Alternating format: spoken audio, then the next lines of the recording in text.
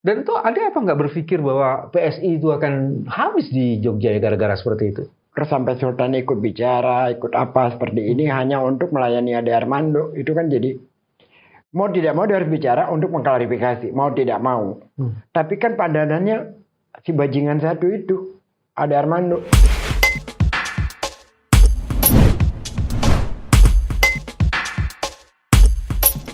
Bismillahirrahmanirrahim. Assalamualaikum warahmatullahi wabarakatuh. Teman-teman, jumpa lagi di channel ini bersama punggawa kewarasan kita, Is Khalifa. Terima kasih. Assalamualaikum warahmatullahi wabarakatuh. Ngobrol kita lagi Mas Bambang. Iya, cuman waktu dulu gelap-gelap nih sekarang nih, maksudnya apa nih? Ada kegelapan? Enggak ada. Ini memang lagi trennya hitam lagi, dengan hitam-hitam. Iya. Tapi memang nih langit lagi mendung karena banyak orang tidak mau berdebat secara terbuka. Apa betul begitu ya? Bukan langit yang mendung. Otaknya nengkurap. Otak tengkurap. Kok bisa-bisanya menuding orang lain tidak mau membuat debat cawapres. Terus ini kan hoax dan ini berkali-kali ya dikemukakan. Ini kalau nggak salah yang mengemukakan siapa nih? Oh, Grace ya. Grace Natali yang minta debat cawapres ditadakan adalah tim Anies Muhaimin. Sementara informasinya itu dari calon nomor berapa sih? Bukan calon, siapa namanya?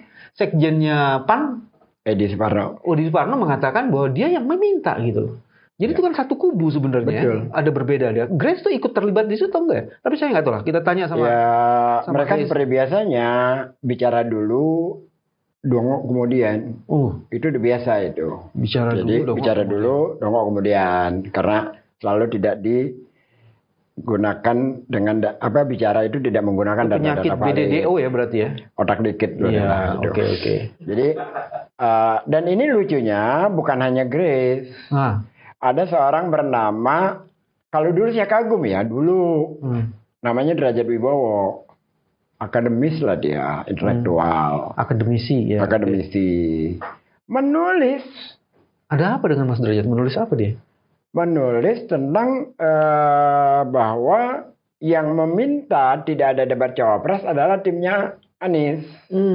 Gitu. Soalnya klarifikasinya seperti itu.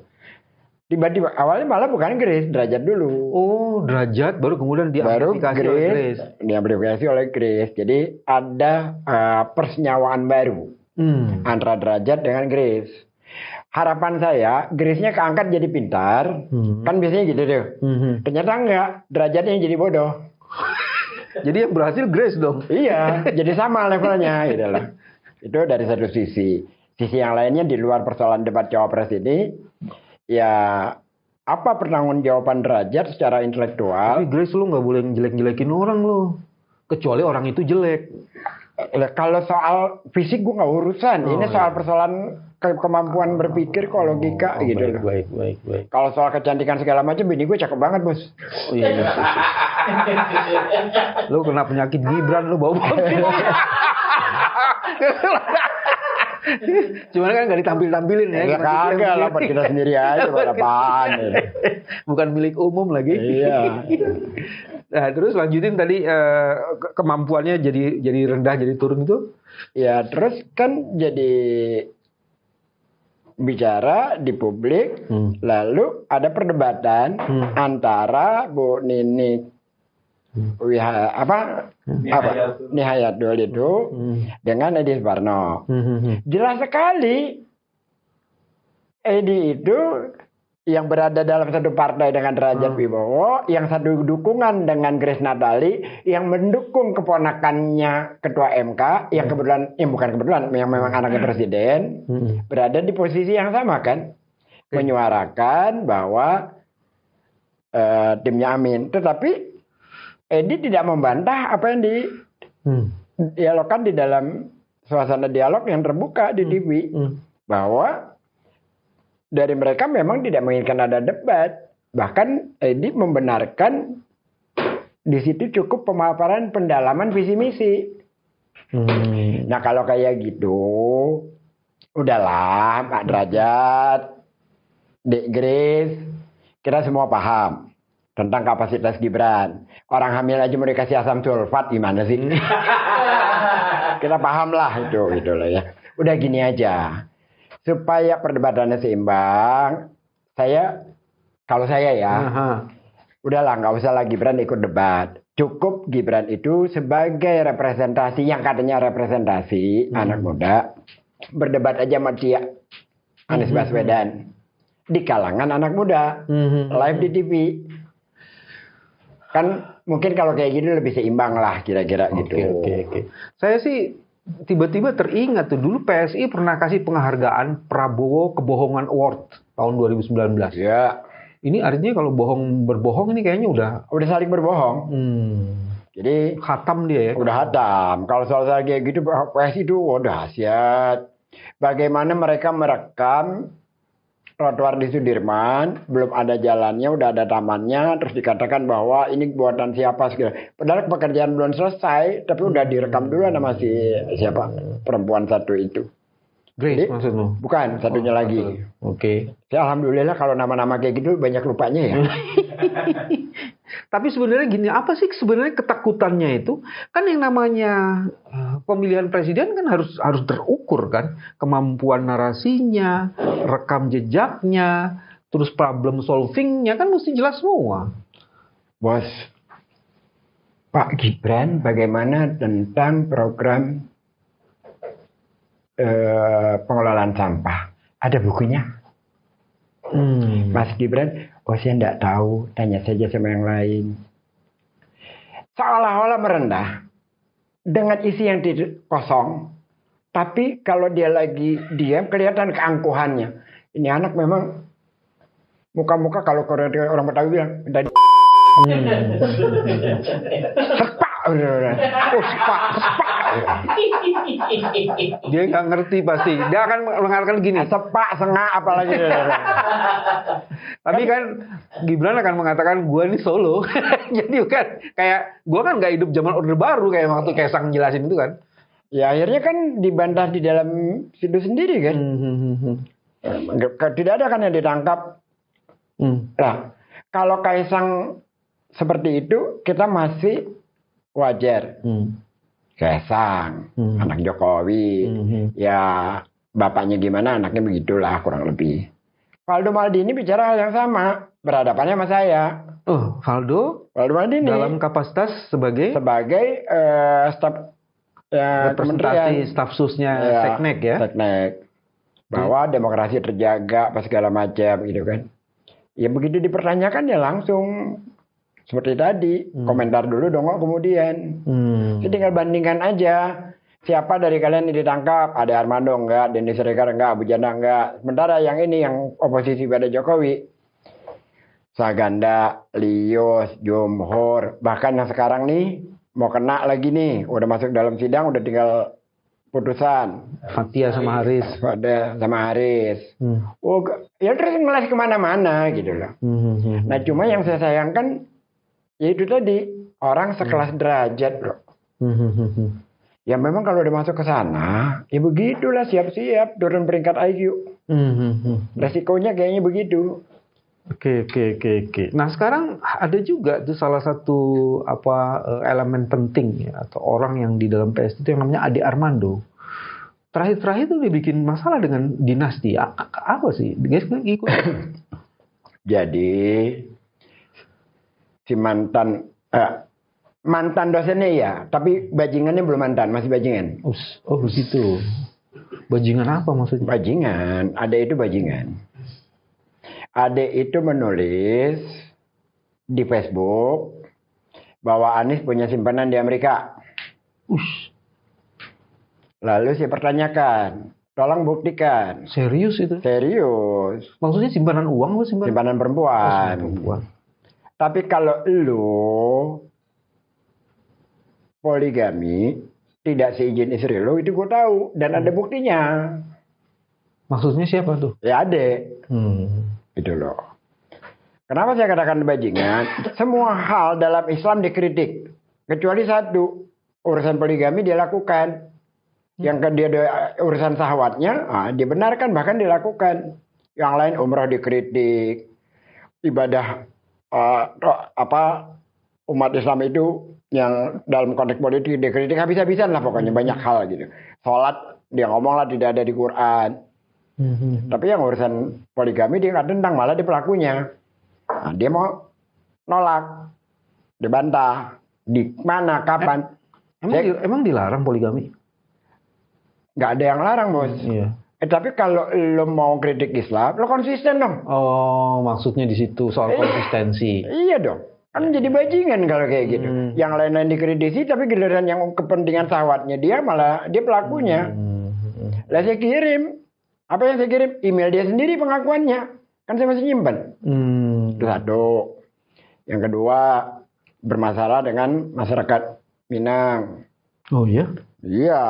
Apa ini? Saya udah lupa lah, udah kebanyakan lah gitu. Banyak banget. Bermasalah Lalu masyarakat Minang ya? Minang. Lalu dia membuat hoax ambulan Pemprov DKI bawa batu.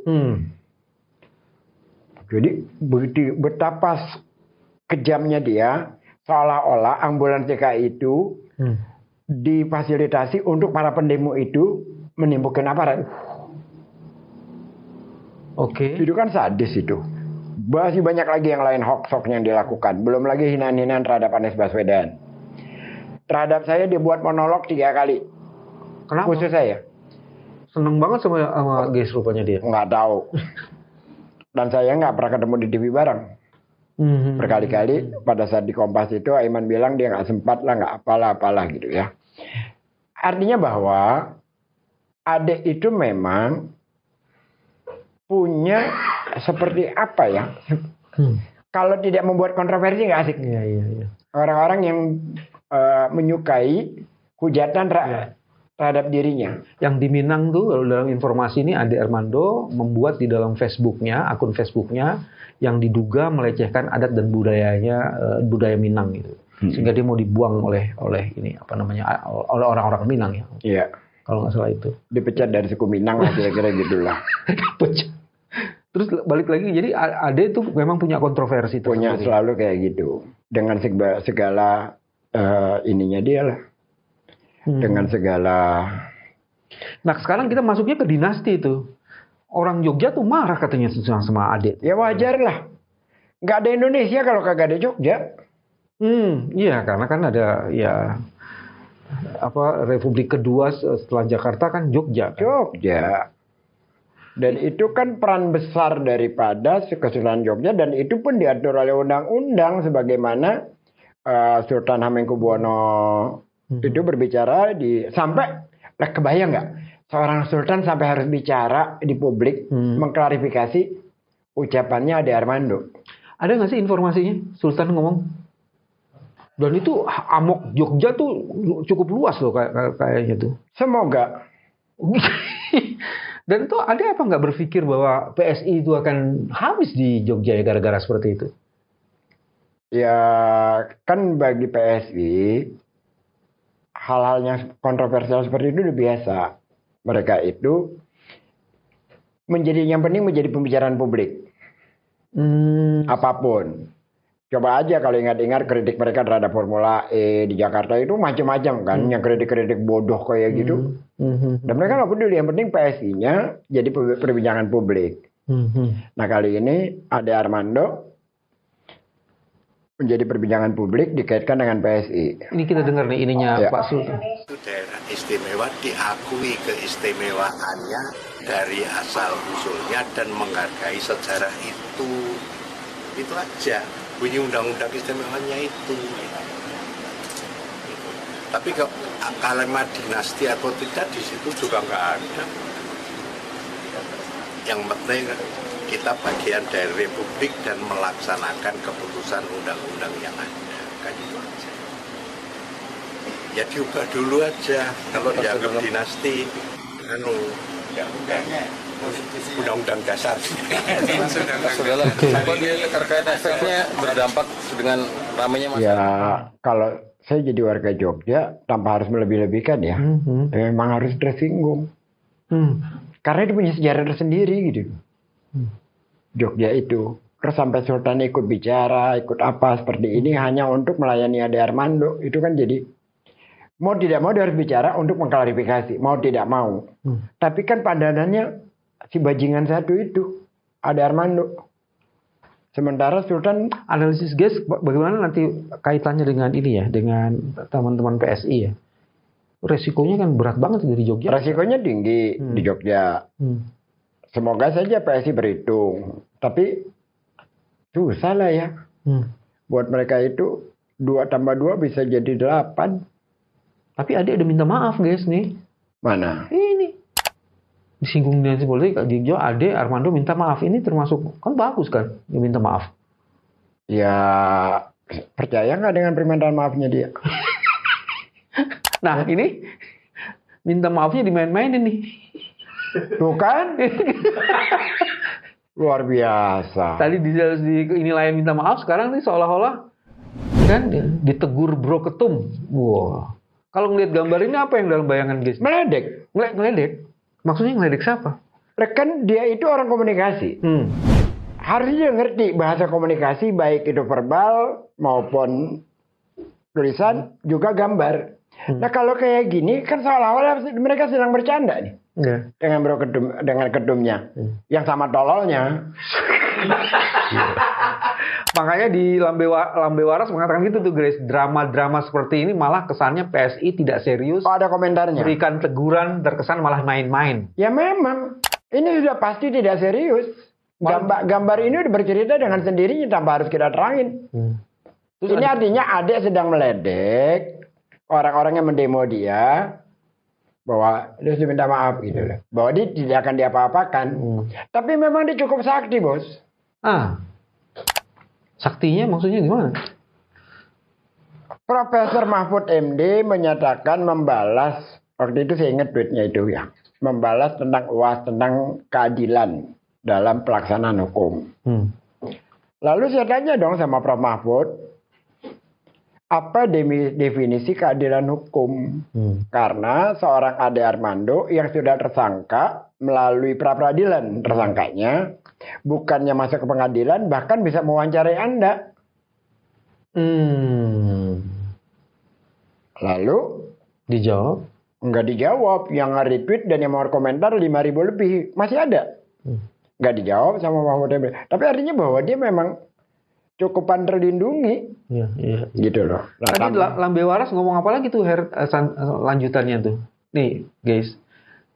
Jadi dia bilang tadi drama-drama seperti malah kesannya PSI tidak serius memberi teguran dan terkesan main-main, maka sebaiknya Ade Armando dipecat saja dari PSI sebagai bukti keseriusan PSI dalam menjaga kondusivitas. Kok Ade Armando doang? Kalau di sini kan yang main-main dua-duanya. Ade Armando dan Kaisang keduanya. Kan dua itu fotonya. Kalau fotonya serius itu ya kalau foto ini dalam konteks Kaisang menegur Ade Armando. Iya. Jadi nanti kita mesti kasih tahu tuh Lambe Waras. Lu setengah waras atau waras nih? Kalau waras dua-duanya. Dua-duanya. Kalau foto itu original memang dia foto itu dalam konteks minta maaf. Oke. Berarti memang dua-duanya sengaja meledek. Iya. Sekarang Ade sudah minta maaf walaupun kartunnya itu gambarnya itu seolah-olah yang dia bermain-main. Sekarang saya mau pindah guys. Ada yang menarik juga ini. Hari ini bertebaran banner di mana-mana dan banner itu menggunakan artificial intelligence dan itu luar biasa menyerbu labirin. Luar biasa. Seolah-olah Republik ini sedang diserbu dan dibanjiri oleh banner. Dan kita tahu bahwa orang-orang yang punya modal lah yang kemudian bisa membiayai pembuatan itu. Tapi di sisi yang lain ada kekuatan organik yang berkembang dari sebuah kesadaran. Bannernya itu tidak dengan artificial intelligence, gambarnya nggak digemoy-gemoyin gitu, tapi seada-adanya. Dan itu mulai bangkit dan mulai merebak makin masif dan itu muncul dari sebuah kesadaran sebenarnya. Ini misalnya nih, emak-emak Amin menang, rakyat sejahtera. Ya. Perubahan membuat kerja menjadi mudah, semua tercukupi. Amin. Jadi dia pesannya jelas gitu. Coba ada lagi pesan yang lain, Hen?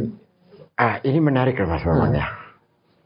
Coba kita tidur sambil ini nanti pesan yang lainnya. Saya jalan itu sepanjang jalan spanduk digital printing di mana-mana. Gak ada yang saya lihat. Kenapa? Nggak menarik. Sama lah semua jualan gitu kan, dengan warna-warni merah, ada Mukanya glowing gitu. ya udah macam-macam gitu ya. Terus ada spanduk-spanduk seperti ini. Itu sangat bertenaga. Yes. Itu sesuatu yang unik. Kenapa? Karena itu dibuat oleh masyarakat di sekitar situ, menjadi otentik. Menjadi seperti apa ya? Seperti semangat perlawanan bersama. Jadi ini sebenarnya bukan sekedar dukungan. Kalau saya menangkapnya ini semangat perlawanan. Ini lihat nih. Itu kan lihat kan? Iya. Itu PSI dengan gambarnya gitu, gambar yang wah mewah. Ini spanduk biasa rakyat. Ini kan jadi perlawanan rakyat kan? Ini kelas menengah atas, ini kelas proletar. Dan ada yang menarik pesannya. Yang di sini ngomongnya itu santun santui. Tapi di sini perubahan itu anak Indonesia mencukupi, tercukupi gizinya. Itu pesannya kuat banget kan? Kalau saya nangkapnya satu hal. Yang satu tolol, yang satu cerdas. Ya karena kan nggak ada apa-apa yang diberikan ke kita. Nggak ada pesannya kan. Santuy apa itu? Tolong terjemahkan ke saya. Apa itu? Gitu. Gue muda, bercandaan. Nggak setolol itu deh. Zaman gue muda. Jadi kayak selengean gitu. Kayak selengean gitu. Tuh, ada lagi nggak yang lain? Apa pernah nggak sih kejadian kayak gini terjadi dalam sejarah Indonesia nih? Sebodoh ini? Kayaknya nggak pernah ya. Yang sebodoh oke. Yang gerakan yang masif itu yang dari kesadaran itu, yang begitu organik itu. Yang saya ingat menjelang 98. Menjelang 98. Ada semacam itu, spanduk-spanduk rakyat seperti itu. Tapi bukan karung beras. Apa itu dulu? Kain putih. Oh, kain dipilok gitu aja. Bukan kertas semen juga ya? Ada juga. Kain putih dipilok. Kain putih dipilok. Jangan-jangan kain kafan tuh dipilok. Iya, sama aja kan. Kan kita nyebutnya kain kafan. Jadi itu muncul di berbagai tempat. Di berbagai tempat. Tidak diorganisir tapi kesadaran. Kesadaran. Sehingga kemudian beda-beda warnanya, beda-beda tulisannya. Beda-beda, sangat beda sekali. Pada saat itu apa tulisannya? Ada yang gantung Soeharto, ada yang macam-macam gitu loh. Ada yang bukan habisi rejim, tumbangkan rejim. Oh, tumbangkan rejim. Ya kayak gitu. Jadi itu sebenarnya itu kesadaran atau apa isi hati masyarakat yang ditumpahkan. Yang ditumpahkan lewat spanduk. Yang mereka buat sendiri. Dengan biaya mereka sendiri, iuran mereka sendiri. Ini ada satu lagi nih guys, nih lihat nih. Ini orang dengan kreativitasnya bikin sendiri, bikin malnya, terus bikin luar biasa nih. Ini kan menyambut teriakan mama yang teriak di mana-mana nggak ada spanduk Anies. Nah masyarakat berkreasi dengan sendirinya. Spanduk rakyat, Sobat Anies Kartasura. Satu amin perubahan. Dan ini insya Allah akan menjadi gelombang. Kalau menjadi gelombang besar udah nggak ketahan. Apa indikasinya ini akan jadi gelombang? Kemarahan. Kemarahan kan gila aja ini. Seorang menteri kaget. Harga cabai rawit 90.000 dari 45.000. Menteri siapa itu? Menteri siapa? Siapa namanya?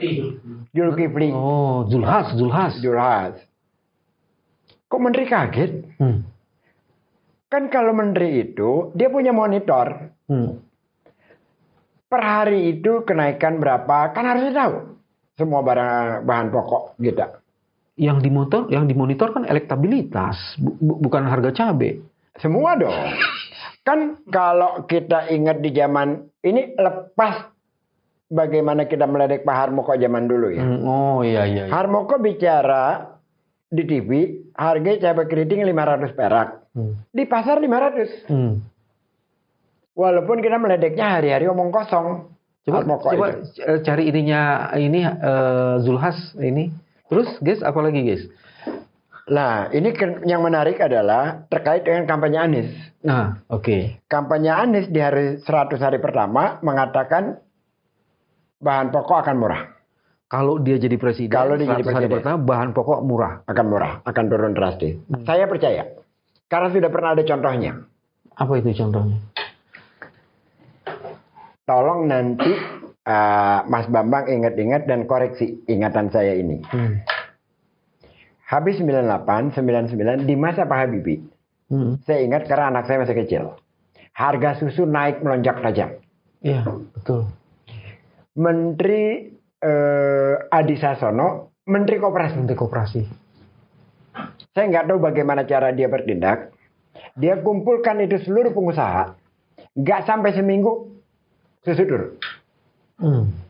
Saya nggak ngerti apa caranya dia. Tapi pada saat itu rasakan. Jadi dia nggak kaget, tapi dia memberi solusi. Dia mengambil solusi dan dia mengambil tindakan. Nah kalau Anies kan sudah membuktikan dengan sistem. Oke. Membuat kerjasama. Oh, dia membuat pasokan pangan, terutama beras terjaga karena dia kerjasama dengan Pemda yang. Kalau waktu itu dia cuma mampu untuk pasar yang dia jaga, pemilik KJP. Bukan kalau yang pasar di luar itu kan sudah pemerintah pusat. Tapi kalau ini kan nasional, dia punya kemampuan untuk menggunakan otoritas itu menjaga harga pasokan. Jadi Anies punya rekam jejak dan sudah terkonfirmasi. Sudah terkonfirmasi. Guys, tadi lu salah lu. Apa tuh? Mendak tuh kaget bukan 90.000, harganya 120.000. Tambah parah lagi. Sehingga kalau ternyata wah mahal banget gitu. Gara-gara itu kan harga rendang jadi mahal. Ya gimana ya, kita diperlihatkan dengan kekagetan gitu kan. Kan sebenarnya dia menteri nih, data-data dia dapat dong. Pertumbuhan cabai, pertumbuhan beras berapa persen. Kalau ini kurang sekian persen, pasti harganya jadi sekian. Kalau ini berlebih, pasti ini turun. Maka petani pasti ada loh. Tapi kan Menteri Pertanian, dia Menteri Perdagangan nih. Iya kan terkait itu semua. Oke. Terkoneksi pastinya. Nggak mungkin tidak lah gitu loh. Jadi nggak usah dia ya, sekelas dia nggak usah sekelas dia deh. Saya aja deh yang kecil. Tiap bulan harga besi naik turun saya tahu kok. Tiap bulan harga semen naik turun saya tahu kok. Karena itu core bisnismu ya. Iya. Apalagi dia yang mengelola kebutuhan orang banyak. Yang harusnya punya otoritas dan dia memang dibayar untuk itu kan. Iya, kita gaji dia untuk itu gitu loh. Fluktuatifnya kan kita ikutin. Oke. Nah ini nih, yang Anies terpilih nih. Ini kan yang maksudnya guys kan. Jika terpilih, Anies prioritaskan harga sembako murah di 100 hari pertama. Sembako murah. Sudah 2 orang yang mampu membuktikannya. Satunya tadi dia katakan, Adi Sasono. Pada saat dia jadi menteri. Dan itu, kalaupun kebijakannya seperti apa, saya karena lama ya. Nggak terlalu ingat. Terus Anies di Jakarta. Terbatas pada pemilik KJP. Karena untuk pasar di luar itu dia tidak punya otoritas. Karena itu nasional ya, atau bukan dari Pemda ya. Jadi kira-kira Anies di 100 hari pertama ini mungkinlah dia turun. Sangat mungkin. Sangat mungkin. Dia pegang kebijakan. Dan ada banyak hal kalau terkait kampanye Anies sekarang nih. Apa tuh misalnya? Ketika kita kembali ke pertama ya. Ketika mereka takut dengan debat, Anies hadir di berbagai acara anak muda bernama Desak Anies untuk dilucuti. Yang di Banjarmasin tuh ya? Di Banjarmasin, di Bandung, di Medan, di mana-mana. Dia hadir itu. Gibran juga hadir. Bagi-bagi susu. Hadir. Kan kalau bagi susu nggak usah berdebat guys. Beda hadir fisik dengan pikiran. Ini dia hadir, pikirannya dia taruh di rumahnya. Makanya ketika ditanya asam sulfat buat ibu hamil, tapi udah minta maaf dia. Ya 2 kali salah berarti kan itu bukan salah dia. Kemampuan yang briefnya itu kurang jago. Seharusnya yang membrief dia itu punya kemampuan menghipnotis. Agar pada saat bicaranya itu sama seperti pada saat di TV. Dan ketika dipersoalkan soal susu, jawabannya pun sederhana sekali. Tolong dicek aja aturannya, kalau memang salah beritahu tim saya. Jadi tahu sekali dia nggak ada apa kesalahan dari dia gitu kan. Dan itu di Car Free Day itu kan. Sama kayak bapaknya. Oh gitu ya? Ya begitu, semua kesalahan kan kesalahan menteri, nggak ada kesalahan Jokowi. Oh. Sama. Dia menggunakan permainan yang sama, cara yang sama. Satu aja persoalannya. Apakah kebodohan rakyat kita masih sama? Tapi enggak kok. Pak Jokowi menurut Pak Agus Raharjo enggak gitu. Dia mengintervensi itu. Ya emang. Cerdas dia bukan. Ya, yang bodoh kita. Yang bodoh itu kita. Dibodohi maksudnya. Dibodohi. Apakah kita masih mau dibodohi seperti itu lagi? Kan gitu. Karena kan kita udah tertipu nih. Dengan gaya-gaya sederhana apa segala macam. Oke, satu, debat tidak mau. Ada lagi yang lucu juga. Ditanya harga bahan pokok, bagaimana cara menstabilkannya? Oh, itu tren akhir tahun memang naik nanti Januari. Jadi dia nggak menyampaikan, dia cuma lihat itu tren aja, dan itu pasti dengan sendirinya akan selesai. Iya, Nggak perlu intervensi. karena dia memang tidak punya gagasan.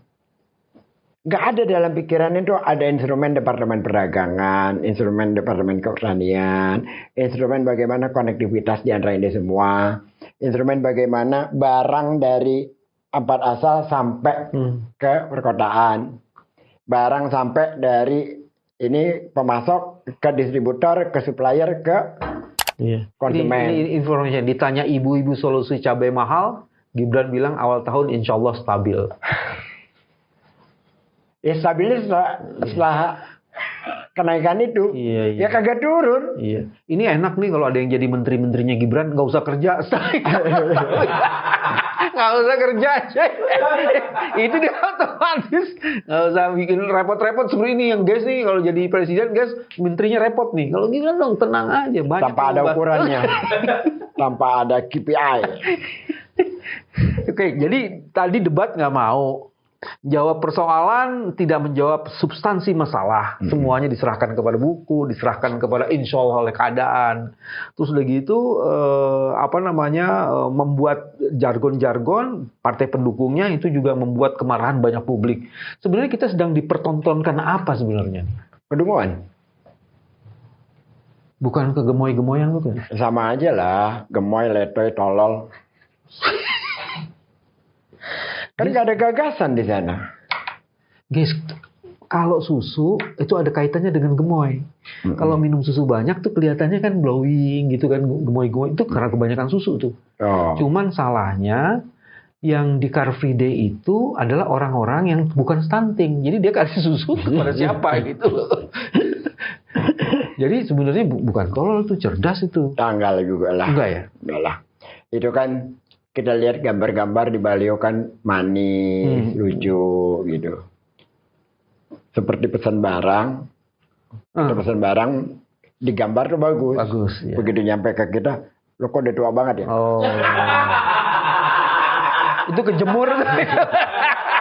Ini pasti yang COD nih. Di COD-in terus kayak gitu. Terus apa pesan terhadap masyarakat terhadap situasi itu? Perhatikan ketiga paslon ini bicara apa. Perhatikan janji mereka. Perhatikan yang mana yang benar-benar punya visi misi yang jelas berdekatan dengan persoalan rakyat banyak. Itu aja, sederhana kok. Soal-soal pilpres kayak gini. Untuk sisi rakyat. Untuk sisi lainnya, para aktivis, ya kita semua siap-siap masuk penjara lah. Maksudnya apa lu ngancem-ngancem? Nggak percaya ini pemilu akan netral. Nggak percaya pemilu akan berjalan dengan baik. Maka kita akan kritis. Semakin kita kritis, pintu penjara buat kita semakin dekat. Oh. Tapi kalau kita tidak teriak, kezaliman semakin menjadi-jadi. Nah ya sudah, resiko menjadi aktivis. Bagaimana pesan terhadap orang-orang yang mempunyai kreativitas dan kesadaran? Ini aktivis yang punya idealisme ya, bukan ada aktivis yang ada di sana itu. Jangan ngaku-ngaku lah. Kalau lu dukung Gibran udah kayak kucing lah aktivis lu. Udah jelas itu orang itu mengangkangi MK kok. Jadi yang ngomong aktivis lah, udah batal dia sebagai aktivis. Mesti wudhu lagi dia. Wudhu lagi, udah batal wudhu. Batal deh. Kejem banget guys. Hari ini kejem dia. Ini pendukung kekuasaan nih loh, mengangkangi MK. Gimana lo masih ada di sana? Oke. logiknya gimana? Pertanggungjawaban intelektualnya gimana? Pertanggungjawaban idealismenya gimana? Oke. Kan nggak bisa itu. Sekarang pada masyarakat yang punya kreativitas dan punya kesadaran membuat banner-banner sendiri, itu apa pesan kepada mereka? Perbanyak. Dan sampaikan kepada tetangga, pada apa? Iuran. Berbarengan agar beban itu menjadi lebih ringan dan daya jangkaunya lebih bergelombang, lebih masif. Artinya bersama kita bisa. Iya. Dan tak ada yang tidak bisa. Nggak ada yang tidak bisa. Apa harus bisa. Insya Allah bisa. Jangan rendah diri dengan begitu banyak banner-banner gemoy. Ya. Karena rakyat dengan kecerdasannya bisa menandingi dengan bahasa yang sangat disesif, yang sangat tepat apa yang mesti diwujudkan. Itu kan kejujuran. Kejujuran mahal. Sangat bernilai. Itu kan suara kejujuran. Itu suara perlawanan. Itu. Dan semua perlawanan itu adalah bentuk kewarasan. Bentuk kewarasan. Untuk mewujudkan satu kemakmuran. Iya. Terima kasih, sampai ketemu lagi. Assalamualaikum warahmatullahi wabarakatuh. Waalaikumsalam warahmatullahi wabarakatuh.